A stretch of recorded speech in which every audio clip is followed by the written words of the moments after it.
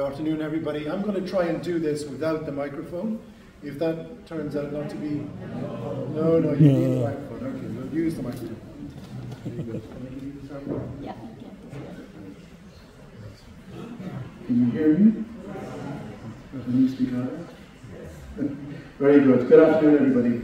So, as Alan said, my name is Michael O Connor, and I'm a lawyer, etc. And I'm here today. There's been a lot of mention of the words workhouse and Ballinrobe Workhouse. I'm here today not really because of Ballinrobe Workhouse. I'm here today because some years ago, a large number of women got into my mind, and I've spent the last 3 or 4 years researching their lives and writing about them.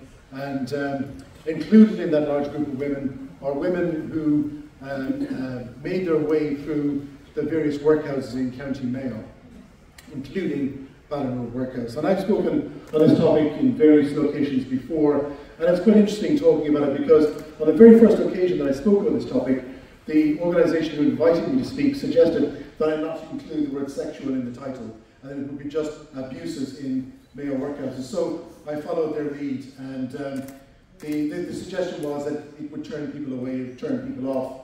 And although I felt quite strongly about it, I dropped the word, and we had a sellout audience. At the next event, I decided to put it back in because I felt strongly about it, and the organisers didn't really make an issue, and very few people turned up. So I wonder. So I put it back in just to prove that I'm actually that I'm correct, and there you go. We've got this great crowd here today. So good afternoon, everyone. I want to start by thanking Avril and the Ballinrobe Writers Group for inviting me along today to talk to you about a research interest that I am very, very keen and very interested in. And I think it's interesting that this talk is on today, the 11th of August 2023, and that we're here in Ballinrobe. Because on this day, 137 years ago, a very formidable lady called Honora Byrne sits down in her rooms in Ballinrobe Workhouse, which would not have been too far from here, and she pens a letter to the Ballinrobe Board of Guardians. And I'm going to quickly read the letter as an opening to this talk. So, it'll take just a couple of minutes. Gentlemen, I regret having to make the following statement. On the night of the 1st of August, after taking my rounds in the body of the house and infirmary, I proceeded to the fever hospital. It was then about 9:40 p.m. When I passed the wooden gate leading to the fever hospital, my attention was attracted by a sort of noise behind one of the haystacks. I turned to see what it was, and presently the hospital nurse rushed to meet me, screaming, and said the master started her by shoving her into the hay. I looked and saw the master behind the haystack, with his vest and trousers unbuttoned and his hat off. I said that was nice conduct, and walked into the fever hospital, asked the nurse if all was right. She said yes. I then returned to my room. I am, gentlemen, your obedient servant, Honora Byrne, matron. And I will return presently to Honora Byrne's letter. So, as we know, public inquiries in workhouses public inquiries are not new things in Ireland. And public inquiries in workhouses in the 19th century, they were conducted for a variety of reasons. Today I'm going to focus on the dark topics of sexual and physical abuse in workhouses in 19th and nearly 20th century Mayo. Now, workhouse inquiries were usually conducted in the boardroom of the workhouse, and they were presided over by a single inspector, who usually came from Dublin. The inquiry typically took no more than a couple of days, and sometimes a lot less. And shortly after the inspector returned to Dublin, he issued his report to the Poor Law Commissioners or to the local government board in later times. Victims were, and shortly after that, then the decision of the board would be sent to the guardians, the local guardians, where the inquiry was held. Victims were not usually legally represented at inquiries, and similar to inquiries of today, lawyers followed the money. They represented the master, the matron, the board of guardians, professional gentlemen, members of the clergy, or landed aristocracy, to the extent they were drawn into the inquiries. The proceedings were adversarial in nature, and that's very important when you consider that the the victims of these abuses were not represented. The accused did not always appear and typically submitted a letter denying culpability. And his reason for not appearing was obvious from a legal perspective. He did not want to give evidence at the inquiry that would incriminate him if there were subsequent criminal proceedings. So, the talk today is part of something much bigger, and I'm going to focus, there are 6 case studies I'm going to talk about today, but I'm going to focus principally on 4 of them. 2 from Ballinrobe and 2 from Castlebar, and I'm going to touch on a Ballinrobe one and a Clare Morris one as well, just because they are particularly relevant and particularly interesting, and one of them is very, or both of them are very, very bleak. So, now we need to say a little bit about Workhouse Layout and Workhouse Plan. I've taken this from the 5th report of the Poor Law Commissioners, and you'll get it on the UCD Cultural Heritage website. And we need to talk about this because workhouses were planned around the idea of segregation. Men were separated from women. Men were separated from boys, women from girls, and then there was a separate category for younger children. And workhouses were large places, and there were very few employees. So the opportunities for abuse presented themselves at every corner to prospective abusers. Now, the entrance into the workhouse was here, and if you were a male applicant and you were admitted, you were taken in this direction. This was the male section of the workhouse, and so there were male yards for men, yards for boys, and dormitories, etc. And there was a mirror image of this down here for women, and through the middle we have the common facilities, so dining hall, kitchen, chapel, master's accommodation, etc. And this world was controlled by the porter, and the porter resided here, and he kept a log of people entering the workhouse and leaving. And this log was a very contested piece of evidence in inquiries, because the log, there were continuously questions around, well, was it completed correctly? Was it completed at all? And the porter was often put under a lot of pressure to explain what he had done when a person was found in the workhouse who should not have been there. This is a 3D sort of as-built bird's eye view of the plan we just looked at. And you can see the structures, the entrance area, the common section through the centre, and the women and men sections on the side. And you can see that they are, the buildings are quite forbidding and quite bleak. And we can see from this map from the 1890s that Ballinrobe Workhouse followed the standard template with the entrance here, the common areas, etc. Now, I need to say a few words about regulation and governance, because these inquiries did not happen in a vacuum.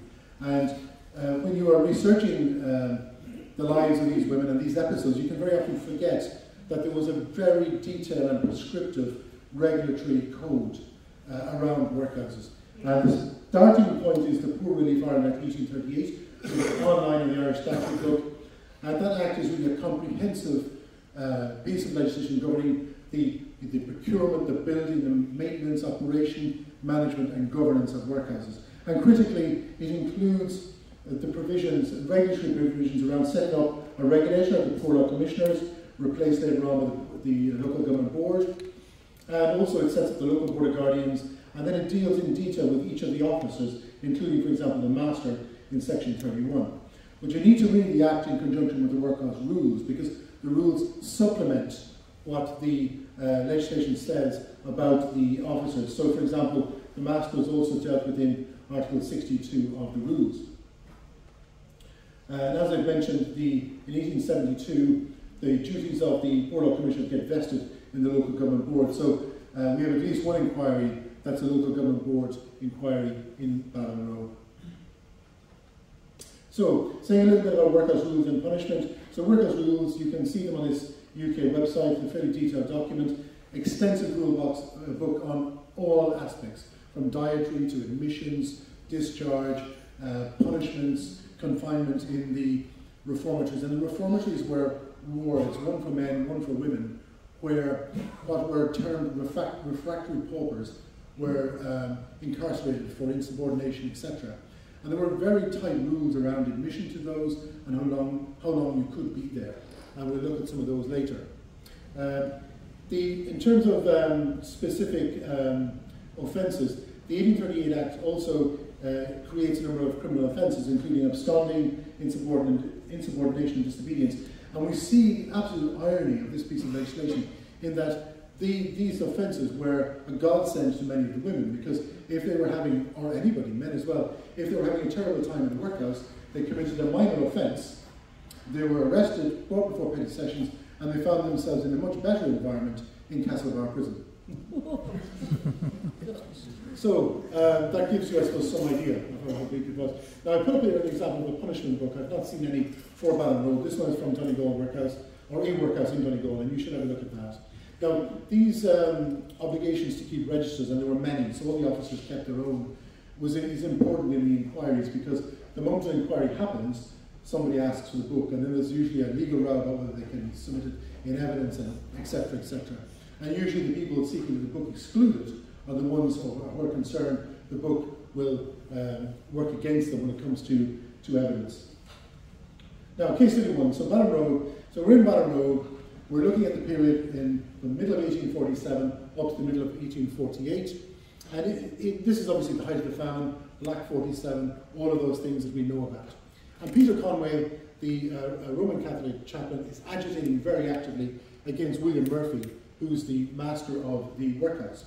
And Conway believes that Murphy has been guilty of abuses in the workhouse, that he's not doing his job properly, and so he's denouncing him from the pulpit in Ballinrobe and involved in other activities against him. And in May of 1847, we see a young girl, Margaret Thornton. She is admitted to the workhouse, and her family are also there, her parents and her siblings.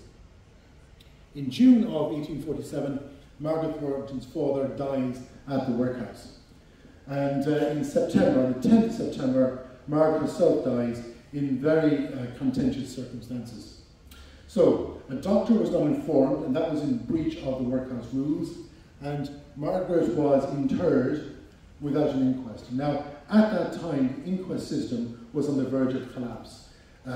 The few coroners that were in Mayo, people like Richard O'Connor and others, they were working 7 days a week, travelling on horseback, in carriages, doing multiple, dozens of inquests every day, and issuing decisions. So we get to the middle of 1847, these gentlemen are exhausted, they're dying from disease, and the inquest system is failing. So there's no inquest for Margaret Thornton. Query, was there no inquest because the coroners couldn't do it, or was there another reason why there was no inquest? We jump forward a year. There's a lot happens in this year I can't talk to you about because I don't have the time. But in the summer of 1848, and this time, 1848, we see William Murphy is charged with three very serious criminal offences and one less serious one. He's charged with 3 counts of murder, 3 children, and he's charged with assaulting Patrick McHugh. Now, Patrick McHugh was an adult male, and he was arbitrarily taken off, or possibly vindictively taken off the relief list, so he would no longer receive relief. And this, for Patrick McHugh, was obviously a death sentence. So there's an altercation with the master assaults him, and at the petty sessions in Ballinrobe in July of 1848, Master Murphy is convicted of assault, fined, has a cost order made against him, and is forced to compensate McHugh for removing him from the list. Now, the 2 other murder charges of the 2 boys, McGowan and an unnamed child whose name I have not been able to get, they were dismissed, those charges, and I don't have the time to go into them, but essentially, in the case of McGowan, it was determined that McGowan died from acute bronchitis. There was no medical examination done. That determination was made. And rather unfortunately for Father Conway, the unnamed child which he made much of, who had been murdered by the master, turns up alive. And that greatly undermines Conway's efforts, and it gives rise to this argument in Ballinrobe that these are all trumped up charges. But notwithstanding that, the magistrates do proceed with a manslaughter charge in the Thornton case, and I think that was the right charge. I don't think murder was an appropriate charge. And the key issue for the jury to determine in that case was, did Murphy kick Thornton, and did she die from as a result of being kicked? So what I'm going to do is I'm just going to talk to you about some of the evidence and just talk you through it, and we can hear the voices of some of these people there we go. That wasn't good. We hear the voices of some of these people. I have summarised it a little bit, but not too much. So we're going to start with Mary Thornton. Mary Thornton is the mother of Margaret. Mary Thornton testifies that Murphy took her by the head, the person she's talking about herself, took her by the head, beat her, and locked her in the reformatory. Murphy had twice kicked her daughter in the side in the struggle, causing her to vomit. Murphy ordered Mary Giltea to take the stricken child to the hospital where she died. Mary Thornton was released and washed her daughter's body before taking it to the mortuary. She recounted the bruising evident on her daughter's abdomen. Now Murphy's defence was denial, he didn't do it, and he contended that Mary Murphy only brought the case because she was paid to do so by the Reverend Conway. So that was essentially his defence. Mary Nally, who was an inmate, gave graphic testimony of the kicks the child received and the consequences. Nurse Ellen O'Malley, who was in a really difficult position, if you think about it, because she was working in the workhouse for the master. Nurse Ellen O'Malley testified that she saw Murphy take the child by the hands. The child fell due to weakness, and Murphy's foot came against her. So that was Ellen O'Malley's evidence. Mary Lyons recounted the violence Murphy used against the child and her mother, and that Murphy had put Mary Thornton's hands behind her back and told her he would break her back. Mary O'Hara, an assistant nurse, gave evidence of bruising on the dead child's body. So that's the evidence from the various witnesses. Now, unfortunately, much of the trial focused on the motives of the Reverend Conway in pursuing the prosecution. And unfortunately for the Thorntons and for the victims of this episode, Conway proved to be an exceptionally poor witness in the box. And I think it's because he was a Catholic priest. He had been up to shenanigans, without a doubt, in the community, and now he had to give evidence on oath. So that presented him with difficulty. But it didn't matter because another clergyman stepped in, a man by the name of John Morris, who was the Catholic clergyman with oversight of the workhouse. And he did not witness any of the events in the workhouse. But his evidence was very short, very concise, and very clear. He said he knew Murphy well and never knew a more humane and charitable man. So, the outcome, as you can expect, Justice Lefroy, in summing up for the jury, placed considerable emphasis on the evidence of Morris, and the jury gave Mr. Murphy an instant acquittal. Now,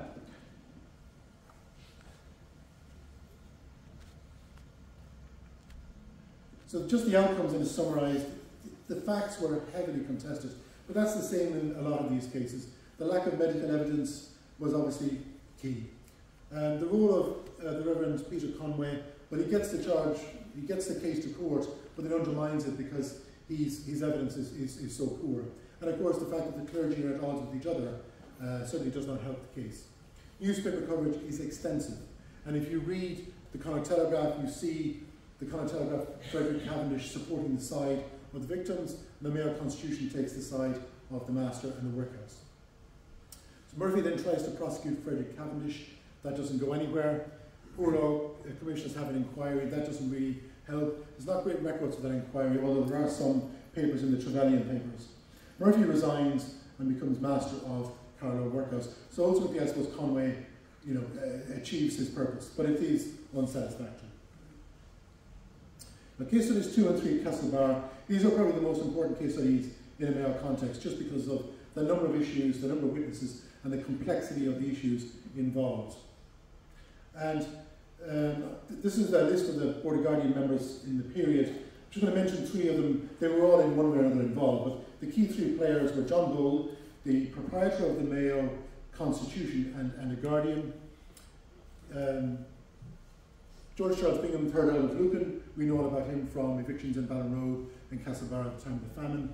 And then Charles Lionel Fitzgerald. I picked him out because Charles Lionel Fitzgerald was a guardian, so he's got oversight and responsibility for the purpose of the workhouse and the workhouse itself.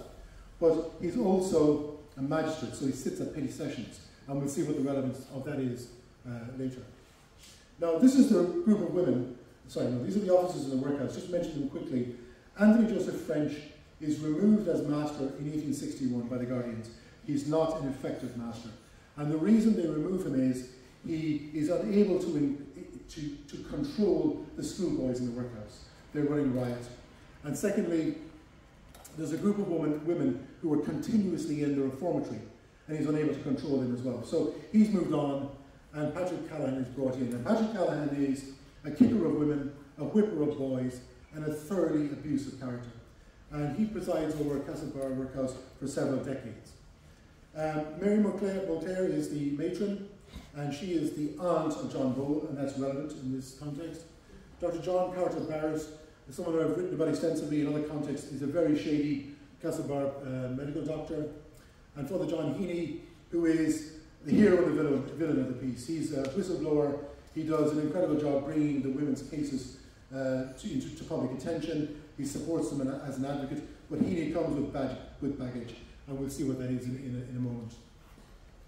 Now, this is a group of women that got me into this whole research around reformatories and women in workhouses. I encountered two of these women, Biddy Cunningham and Ellen Burke, about 7 or 8 years ago in records. And I noted them and moved on, and they just kept coming up. And it's like as if, to me, I felt these people want me to look at this a little bit further. And ultimately I do. And they were two of the women in the Castlebar Workhouse in this period. And these other women were also there at that time. And this group of women spent a lot of time in the reformatory, both before and after Patrick Callahan arrives in the workhouse. Now I want to look at the profiles of 4 of these women very quickly. So I'm going to start with Biddy Cunningham. So Biddy is 45 years of age. Her husband has abandoned her before the famine, so she has no choice. She turns to prostitution, and she spends 17 to 18 years in and out of Castlebar Workhouse. So a lengthy period of time, 2 very lengthy periods in the reformatory, in the workhouse, and then 12 months in the Magdalen Asylum in Galway. The regime there is horrendous, so she decides she'll go back to Castlebar, and after 1858 she's jailed 3 times for petty crimes, and she's committed those crimes to escape the workhouse and to go up to the prison. So Ellen Burke, who I believe was friendly with Biddy Cunningham, she's abandoned by her husband, who goes to Dublin. She follows him to Dublin, begs her way there. She catches up with him. He's a Protestant and denies the validity of her marriage, so she's left with no chance. She begs her way back to Castlebar, and when she arrives back in Castlebar, all she can do is turn to prostitution on the Mall and the Green. And she enters the workhouse in March 1858, and she's imprisoned on 13 occasions for petty crimes. She, oddly enough, is allowed to work as a wardswoman in the workhouse, and she spends lengthy periods in the reformatory. And some of the evidence we get from her about what it was like in the reformatory, the loneliness, the solitude, and the impact it's had on her psychology and emotionally is very apparent from her evidence. And so she commits petty crimes to escape from the workhouse. Now, Ellen Burke has a particular difficulty with John Bull. So we see Ellen Burke working really hard to reform herself. She's working with Father Heaney. She's given up prostitution, and she's trying to be a better person. And she's in the workhouse on this particular day. John Bull arrives in his capacity as guardian, and Bull sees her, and he refers to her with an earshot of several people and calls her a prostitute. And this really upsets Ellen Burke. And it doesn't sit well with her, and she carries it around with her for a while. And eventually she's charged with some petty crime, stealing a blanket or something. And she's marched from the workhouse to the constabulary barracks on Ellison Street in Castlebar. And unknown to the constables, she's carrying a large stone in her right hand. And as they approach Ellison Street, she notices in the window of the Mayo Constitution that John Bull is standing inside. So she takes aim, lets fly with the missile, and screams, "Take that, you Orangeman." The stone goes through the window, breaks the window, misses Bull, and she gets an additional charge added to her charge sheet. So, Mary Howard, 50 to 55 years of age, her age is important in the context of the inquiry, suffered from a curvature of the spine, also a relevant factor. Her soldier husband had died, 4 years on the streets of Castlebar, involved in prostitution. She had 2 adult children who lived in Dublin, and she had, depending on who you believe, 2 to 4 illegitimate children. I believe it's 2, because that's what she said, convictions for larceny and destruction of workhouse property, and she's given a role as a nurse in the fever hospital at the workhouse. And then finally, Miracle Coyne, a very articulate woman, very strong witness, wanted to go into service, wanted to get married, and that's when she was young. That didn't work out for her. She went to England. There she meets a man called Pat Corcoran, who I believe was from Castlebar. Now there are suggestions that Mr. Corcoran was married, but I'm not sure. People were saying that just to attack her or not, but in any case, the suggestion is there. They return to Castlebar. They have no money and nowhere to live, so they go to the workhouse. To get in, they deny that they're in a relationship, but they were in a relationship, and ultimately they get expelled from the workhouse. And but Miracle Coyne, she does spend time working in the workhouse laundry, and she's also incarcerated in the reformatory on a number of occasions. Now, the first Port inquiry was in December 1862, and this is a very straightforward affair. The complainant was Mary Howard, and she made two allegations against Dr. John Carter Barrett. The first was that he had criminal sexual intercourse with her at the workhouse and gave her money, and the second that Barrett was in the business of turning up to the workhouse drunk. The inspector, Dr. Benjamin Brodie, travelled from Dublin. Father Heaney acted as advocate for Howard, and then there was a lot of witnesses, including the master and matron. And the focus of the inquiry is like in rugby, the scrum was turned entirely around, because this inquiry was about what happened in the fever hospital, the act that happened in the fever hospital. That rarely gets a mention, and the entire inquiry focused on Howard's character and lack of morality. So there was a working through of her entire history. And the outcome is that her case is dismissed as altogether unsubstantiated and unworthy of credit. Howard led an abandoned life and had 4 illegitimate children. So that's the outcome. Now, interestingly, the drunkenness charge is upheld. And it's upheld because the evidence of Mary Howard is corroborated by 3 men. If you've got men on your side, you're there, you're done. And the 3 men were, one of them was the porter, and the other 2 were guardians of the workhouse. And there was also a rumour about Castlebar that when the dispensary in Castlebar burned down a few years earlier, Dr. John Carter Barrett was there at the time, and he was drunk. So the Poor Law Commissioners instruct the guardians to remove Barrett. Now, I would love to have 2 days to tell you about what happened in Castlebar around this, but I don't. Barrett very cleverly resigns because he doesn't want to be dismissed, because if he's dismissed, he will be precluded from taking a public position in the future. The guardians then advertise the vacant post, and they get 15 applicants from medical doctors in Mayo, including one from Barrett. And then we have the guardians, led by Bingham, colluding with the medical profession to ensure that many of the applicants withdraw. And in the end, it comes down to Dr. John Carter Barrett and Dr. Mann, who I think was from Westport. And then you see in the records, in the minutes, Mahon being encouraged to step aside on this occasion, and we'll give you the job next time. And Mahon moves aside, and Barrett's appointed, and the guardians inform the commissioners in Dublin. And the commissioners are absolutely outraged, and they don't even get involved in a debate. They write a sealed legal order immediately dismissing Barrett. And there's a lot of things that happen after that, but in the end, Barrett and the guardians ultimately and reluctantly agree to appoint Dr. Miles Jordan of Castlebar as a replacement. Now, Barrett, of course, has lost his position. He's now no source of income, so his friends rally around, and he gets appointed to the new position created in the Castlebar district of Registrar of Births, Deaths and Marriages. And any of you who are into genealogy will know that this is when civil registration commences. So he gets the gig in Castlebar.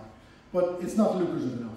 And Barrett's being paid on the basis of each birth, death and marriage that he registers. But Barrett needs more entries in the book. So he starts to falsify birth entries. And he creates at least 400 new people before he's discovered. Now this is, for those of you researching your ancestors, and I've been in this space, in Castlebar in the early 1860s, bear in mind there are at least 400 people in the registers. There aren't people. So just keep that in mind. So anyway, Barrett ultimately gets found out. He's convicted in the Crown Court in Castlebar. He's imprisoned, and ultimately the medical profession, they strike him off. The medical council strike him off. Now, the second inquiry,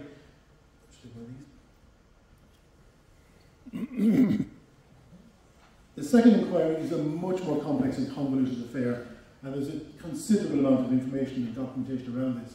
But basically, there are two groups of complainants. I call them the Part A complainants, Ellen, Burke and Biddy Cunningham, and the Part B complainants, the master and the matron. And the allegations of Burke and Cunningham are that they were unjustifiably being detained in the reformatory. They were given substandard clothing because of who they were. They were forced to wash the laundry of persons in Castlebar, including the laundry and underwear of John Bull. When they were in the reformatory, water was withheld as a punishment. Mary McHale, one of the other inmates, died due to the negligence of the master and the doctor. On Christmas Eve 1862, it was alleged that Patrick Callahan went into the schoolboys' dormitory with a horsewhip, and he whipped the boys so bad that some of them had to get medical attention afterwards. And then finally, that the matron was renting out the warehouse beds to people in Castlebar in return for money. So at the assizes, there was a shortage of accommodation, and so the suggestion was that the matron was making workhouse beds available for visitors who came to the town in return for money. Now, the master and the matron, they responded. This was their defence, really. They responded by saying that Father Heaney had assaulted a Protestant inmate by the name of Margaret McDermott, and that Heaney interfered in the management of the workhouse. So Benjamin Brodie was back in Castlebar. Heaney acted as advocate for the women, and he did a good job to a point. And there were many, many witnesses. And the focus of the inquiry, again, is this rugby analogy. The scrum turns entirely around on the Part A complainants, and you see this disproportionate emphasis on the character and lack of morality of the women and their witnesses. So, we're looking at the outcomes. The allegations made by Burke and Cunningham were unfounded. The master and matron had acted out of a sense of duty when they confined them to the reformatory. Burke and Cunningham were notorious characters. They could not be allowed to mix with virtuous and well-disposed women. The allegation that Mary McHale died of neglect was dismissed. The allegation that John Bull's laundry was washed in the workhouse was unfounded. Mary McClare did not sell beds in the workhouse, and Father Heaney should not have entered, and this is the baggage he was carrying, he should not have entered the female section without an officer, and he should not have struck Mary McDermott. Now, what was this about? So 2 years earlier, of an evening, Father Heaney went to the workhouse to do a prayer service in the female dormitory, or female infirmary. And he goes into the infirmary unaccompanied, so he doesn't take an officer with him. So that's an immediate breach of the workhouse rules. While there, and while delivering this prayer service, this lady, McDermott, she starts to disrupt it, and she starts to shout. She's unhappy that it's happening. So Heaney crosses the room, and he strikes her with his back of his hand across the head. And immediately he does this, he apologises, and he goes to the matron, and he tells the matron what he has done, tells her he's sincerely sorry for doing it. The matron at that point should have prosecuted Heaney for assault and also for breach of the workhouse rules, but she didn't do it. She filed it away and nothing happened. So, what did the inquiry find? Heaney was interfering in the management of the workhouse, and the facts did not justify his intervention on behalf of characters such as Burke and Cunningham. His interventions were likely to have a prejudicial effect on discipline, and the commissioners and the Board of Guardians ultimately removed Heaney. So the question then is, was this rebellion in the reformatory, as I call it, was that rebellion put down? Callahan undoubtedly believed that he had the endorsement of the Guardians and the commissioners in terms of what he was doing at Castlebar Workhouse. But things didn't end there. So we see in June 1863, Burke and Cunningham, they need to get out of the workhouse. They're having a terrible time. They've returned to the dominion of this master who they had challenged and lost. So they commit a crime, and they end up in Castlebar prison for 6 months. Then in July 1863, Michael Gary, who was partially blind, and Thomas Halligan, who was lame, they are brought before Petty Sessions, charged with assaulting Callahan. And the magistrate Andrew Stritch, who was very sympathetic to people in the workhouse, he determined that Callahan struck the first blow, the assault charges thrown out, but the 2 men were incarcerated for insubordination. In August 1863, Callaghan puts Mary Kilcoyne into the reformatory. She's unhappy about this, and she responds by breaking 110 panes of glass in the workhouse. That takes some effort. And then you can see that the snowball is getting bigger and it's starting to roll faster down the hill. And then we have the critical case in August 1863. So in this month, 1863, Bridget Martin takes a case against Callaghan for an assault on her in the dining room of the workhouse. Now this assault absolutely happened, and it was absolutely, and it was exceptionally violent. It happened during mealtime, and Bridget Martin was unhappy that the potatoes that were served for their meal were too hard. They hadn't been cooked through. And Callaghan was in her presence, and she complained, and he responded by telling her to shut up.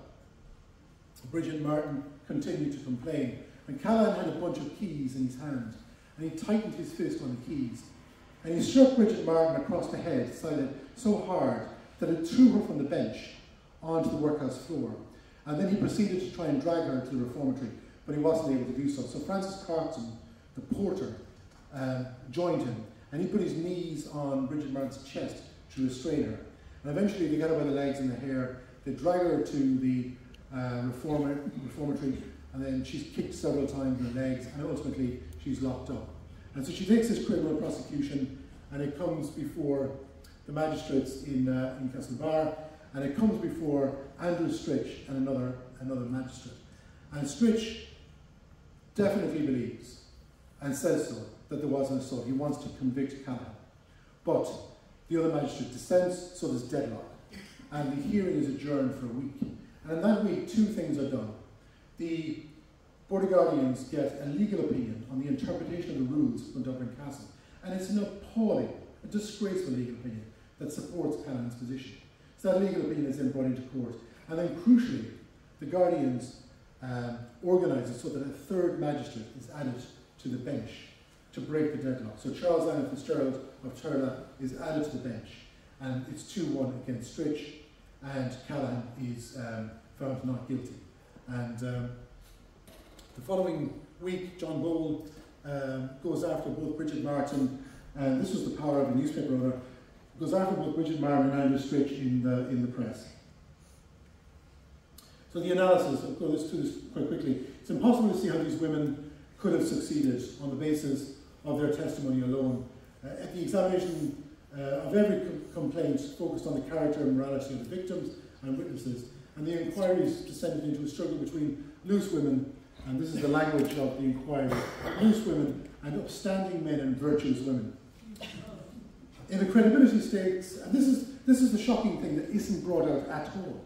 In the credibility stakes, there were different standards. So Mary Mulcahy, the matron, was shown to have lied on oath. And that's a big thing. That's committing perjury. So she basically gives evidence in the Howard against Barrett case. And she gives evidence that's favourable to Barrett. And it's shown that that was a lie. So she's perjured herself. And the penalty for perjury is serious. And yet, when it comes to the next inquiry, that perjury is there. And it has no bearing on the outcome. Barrett's drunkenness in the workhouse was not a relevant factor in the Howard case. So they deal with the drunkenness and the sexual assault, if that's the word, separately. And if you put the 2 together, you begin to see, well, maybe there is something in this. Callaghan was showed in cross-examination to have lied. So ultimately, he's forced in cross-examination by Father Heaney to admit that he did take the whip into the boys' dormitory on Christmas Eve, with terrible consequences for them. The language of the guardians, the officers, the lawyers, and the magistrates, it's all targeted against the women. They do not refer to the women by their names, they do not refer to them as women, they do not even refer to them as paupers, they refer to them as whores, they refer to them as loose women, immoral women. So every document and every record, you see this, you know, if you say something often enough, then people believe it. So witnesses lied or were afraid, they were afraid of intimidation back at the workhouse. And John Bull Laundrie was, in my view, looking at the evidence, undoubtedly washed at the workhouse. So the Guardians concluded with the medical practitioners to reappoint Barrett. The Guardians concluded to ensure they had an effective master, and the Lucan influence was pervasive in all of this. We see the conflict with John Bull. He's a guardian, he's nephew of the matron, he's newspaper proprietor and a private citizen. So when he is absolutely savaging these women in cross-examination, who is he doing it for? Is he doing it for the union as a guardian, or is he just doing it for himself as a private citizen? And I believe it is the latter. Some of the guardians were magistrates, I mentioned that. And in the inquiries, we see John Bull completely hijacking the 1863 inquiry to clear his name, because he knows that every question he asks, and every time he refers to these women as immoral, and every answer they give when they're frustrated and they're angry, they use language they shouldn't. And look, these are not educated women, some of them are not literate, and they're being absolutely torn apart by this man. And so their answers are not good answers. And John Bull knows that a verbatim account of this inquiry will be in his newspaper the following week. And the accounts are there. And when you read the accounts, you can see what he was at. He was telling the world, these are my accusers, these immoral women. So women did not have legal representation. Now, Bridget Martin turned up in court with a lawyer, and George OMalley, BL, who acted for the master, was outraged that this woman could have legal representation. If she can afford a lawyer, why is she in court? Or why is she in the workhouse? Who's paying for this lawyer? So you can see that every possible angle was used to attack these women and prevent them from defending themselves. So Cunningham became the longest serving master at Castlebar Workhouse. Moncler left in 1871, Bull died in 1868, and then the women of the reformatory, they stepped back into obscurity. And I've tried very hard to find them post these inquiries, and they have not revealed themselves to me. And I think in part it's because the names are quite common, but I don't know. So I don't know what their ultimate fate was. Now I'm going to deal with this one in 2 minutes. So this is Ballinrobe Workhouse. It's 1865, and the gentleman in the spotlight here is William Symes, who's an ex officio guardian of Ballinrobe Workhouse. Sorry, excuse me, of Ballinrobe Workhouse. Now William Symes is accused of having sexual relations with 4 women, 4 inmates of Ballinrobe Workhouse, and that he's also is also suggested that these 4 women each had Symes' child. Now, to cut to the chase, that is all true, and it was revealed when Bridget Havana, the most unfortunate of these 4 women, gave birth to her daughter in the workhouse, and she died shortly after of a hemorrhage. And before she died, she told a number of people that William Symes, the guardian, was the father of her child.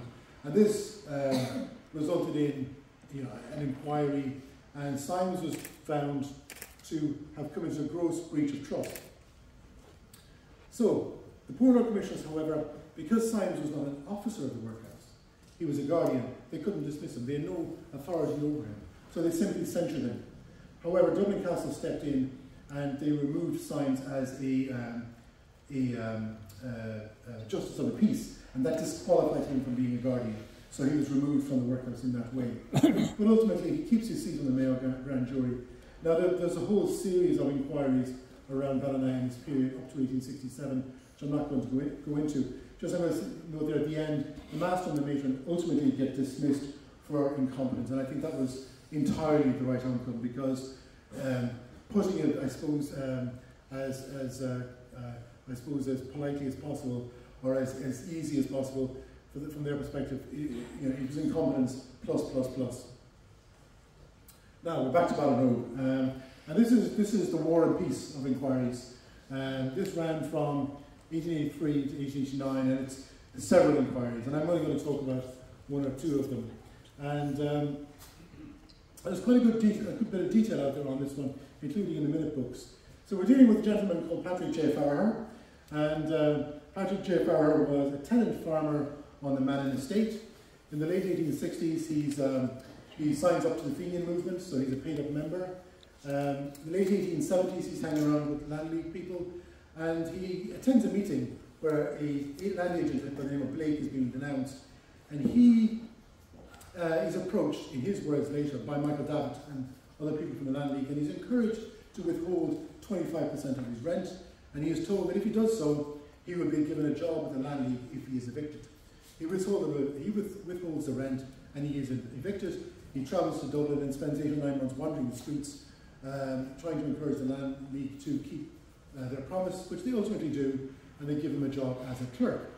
But then, interestingly, in 1882, in the autumn, he is announced that he's about to become a relieving officer at Swinford Union. So, what qualifications does he have for this? Well, none. However, when the union informed the commissioners in Dublin, the commissioners write back very quickly and they say, not a fit and proper person for this role. And the Swinford Guardians go, oh, okay, and they let him go. They don't hire him. But in November, a couple of weeks later, we see the Guardians in Ballinrobe have proposed to appoint him as the master of Ballinrobe Workhouse, so an even better job. So they go through the formalities and they inform the commissioners in Dublin. The letter comes back from Dublin, not a fit and proper person. Guardians in Ballinrobe are of a different ilk than those in Swinford, and they go, hang on, he's our man, we want him.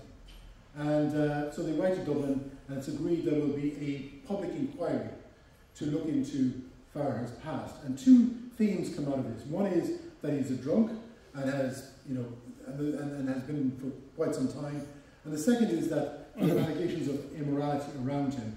There's mention of two women, and there's also a mention of a child in Ballinrobe Workhouse. So Farrar, as you'd say, he had some neck on him. He turns up at the inquiry and says, hands up ladies, or said no ladies, hands up gentlemen, yeah, fair cop. In the past, I was prone to a bit of drunkenness, and there is some immorality stuff around, but that's all because I was a celebrity of the turf, and I'm completely reformed now. And he secures the position, and notwithstanding this enormous red flag that's been raised from within the authorities, he gets the position of master of the workhouse in Ballinrobe. By the following August, the Guardians might have been having second thoughts. They call Farrar before them because he's not turning up to the workhouse, and that's a breach of workhouse rules. He makes his excuses, and once again, he survives. But in the background, there's something else happening. Something else is Honora Byrne, an incredibly hard-working, a formidable character, and a very experienced nurse. And she had been working with Ballinrobe Union since 1872, and I believe she was a Galway woman. And she had worked for a lengthy time as a nurse in the infirmary and had risen to be head nurse before she became the matron in 1885 at the age of 43. So in December 85, she brings a series of complaints to the Guardians about Farrar. And the complaints are that he's disrespecting her in the workhouse, he's abusing her, he's undermining her authority with the inmates and with the other staff members, and crucially, he was excluding her from the infirmary. So she was saying that Farrar believed she had no role in the infirmary, that was the role of the head nurse, Nurse OMalley, and Honora Byrne believed strongly that, and she was correct, she did have a role in the infirmary. So there's a public inquiry, another one, and the local government board come to the conclusion, these two characters, they're both the same, they're both at each other for ages. We would advise the union in Ballinrobe just to get rid of both of them. But the union in Ballinrobe don't do that, they keep both of them, and the issues continue. So then in April and June 87, Byrne submits a number of complaints to the Guardians about the nurse OMalley. OMalley is reprimanded as a consequence of that. Now OMalley is working very closely in league with the master. I think that's a kind of an important detail. Byrne then I think gets a bit of confidence that she's had the success in getting a nurse OMalley reprimanded. So then she makes an enormous mistake, a huge error of judgment, and she sends the letter that I read at the outset to the Board of Guardians. And the Board of Guardians, seeing that, go, well, there has to be a public inquiry. And there is a public inquiry, and the master survives the inquiry. And the reason he did was that Honora Byrne's evidence wasn't corroborated by anybody. Nobody except her put the master in the haystack at the point in time. So this is a terrible outcome for Byrne. Dublin recommend that she is dismissed, and a small group of Guardians get together, 4 or 5, and they dismiss her. There's outrage in Ballinrobe. They obviously know the truth of the matter, and also there's outrage in the wider Guardian group. So the Guardians work with Dublin, and she's instantly reinstated. And the war continues, but Honora Byrne learns from the experience, And she then sets herself a mission to build a substantial evidence-based case against OMalley and Farrar.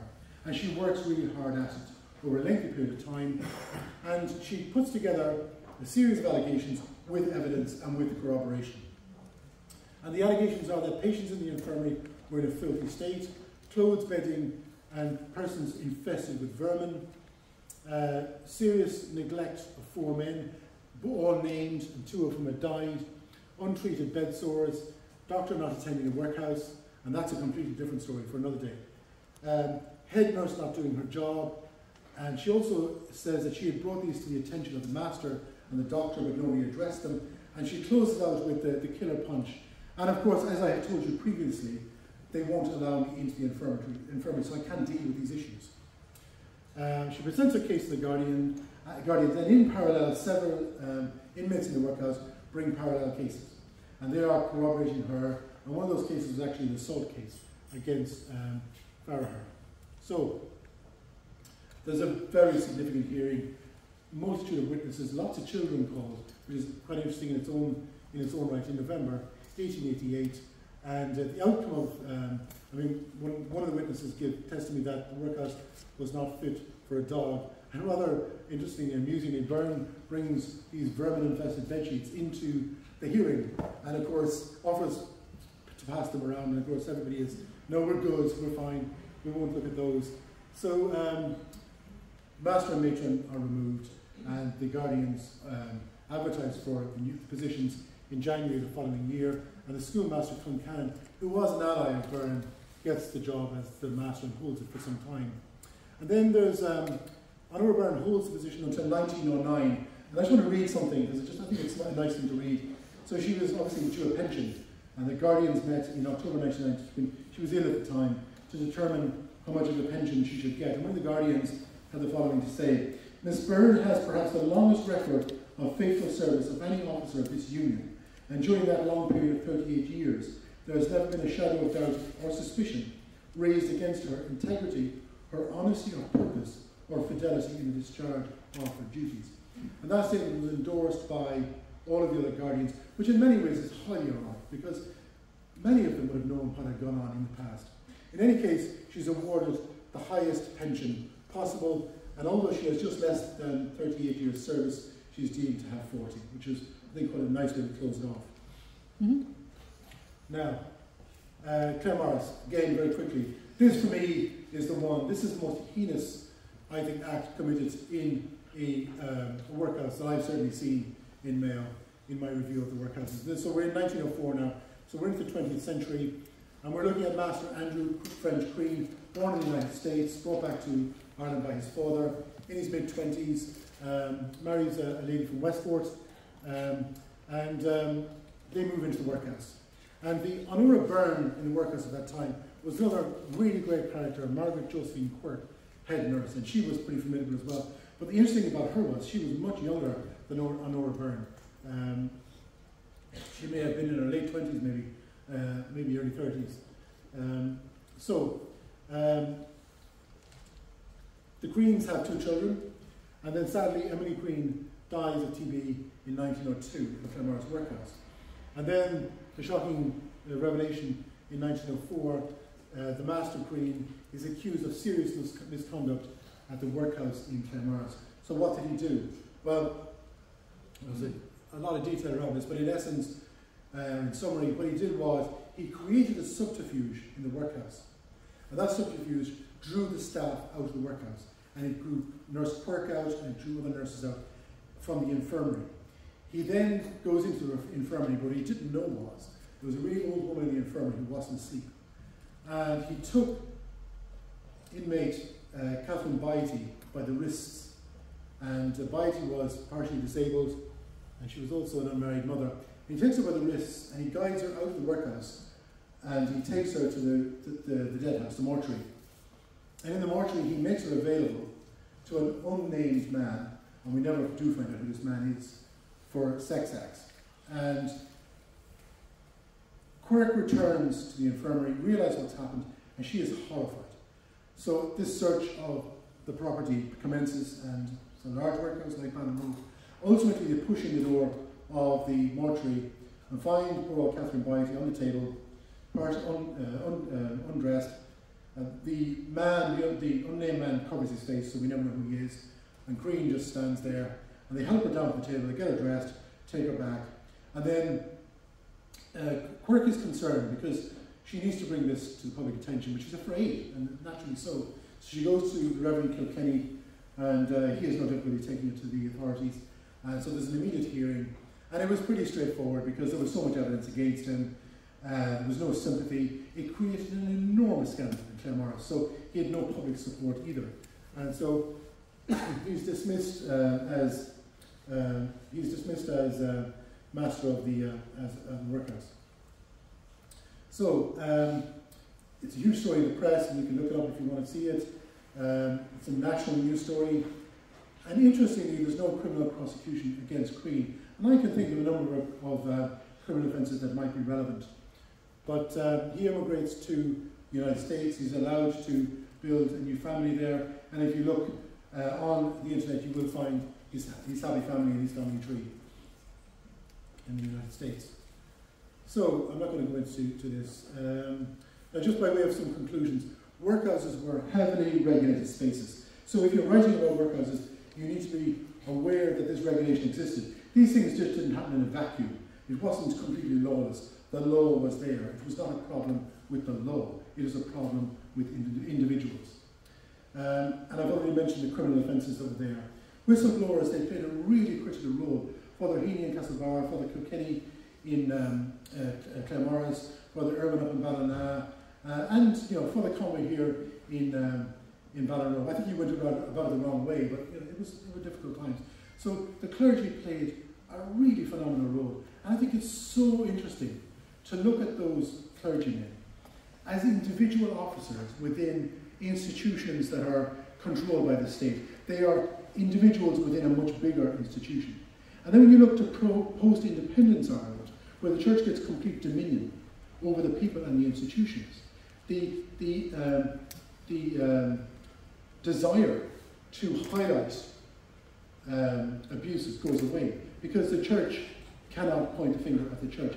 And I think the contrast is quite interesting and worth thinking about. I've talked to you about the terrible conflicts of interest that were at play. The abusers, well, the abusers were men of privilege, men in positions of trust. And in my view, they were men who believed they were untouchable. And I actually do believe that they were absolutely right in that belief, because very few of them, I believe, were held to account in any meaningful way for what they did. Probably Green gets dismissed as master, but his activities were criminal and there was no prosecution. Credibility of witnesses is the key issue. And the evidence of workhouse inmates, and this is across all public institutions, it wasn't accepted without corroboration. These were lesser people. They were disenfranchised people. They were people who society considered to be lucky to be given a place to live in and some food, and they shouldn't be complaining. They should accept their lot in life. And if that lot, extended to sexual and physical abuse, well, so what? That's the way it is. Now, one of the things I find quite interesting is there are few restrictions on reporting, no redactions. So if you look at the numerous reports that have come out from in the different inquiries we've had in Ireland over the last 25 years, the lawyers get involved before the report's issued, so it gets reduced, and then the final version that comes out is redacted, so even more of it is taken away. So what are we not seeing? Well, back in the 19th and 20th century, you've seen it all, and nothing was held back. Little evidence that police took an interest, and we can see that from the Claremorris case. And what I want to leave you with is the thought that have things in public institutions around, have things really changed. Now, if you're interested in the Castlebar inquiries, they're dealt with in detail in this book here, Caravan Slave Owners and Other Lesser Known Histories from County Mayo. This little thing, these are the women who have infested my mind for the last, I suppose, 5 or 6 years. This book appeared on my desk yesterday, 2 weeks early, and it deals with Claremorris, it deals with Ballina, and it deals with a whole host of other things as well, infanticide, broken relationships. I think I've done the first ever survey of domestic abuse in Mayo. So I've done a survey of cases from early in the 20th century. It also contains the first ever analysis on the Magdalen Asylum in Westport, amongst other things. So if you're interested in getting a copy, Karen will have some at the door. You can get one from her. Now, the Ballinrobe inquiries. Well, the Ballinrobe inquiries, there's a collection of essays being prepared by an academic in another place, and I have submitted 4 essays to that. And one of them is a Ballinrobe essay. It's the first one that I dealt with, the 1847-1848 case, and then the second, the later one, I'm dealing with, and we'll publish something on that in another context in the not too distant future. So once again, thanks so much, Darren and everybody. Really enjoyed being here, and hopefully if you have any questions, I'll be able to answer them. Thank you.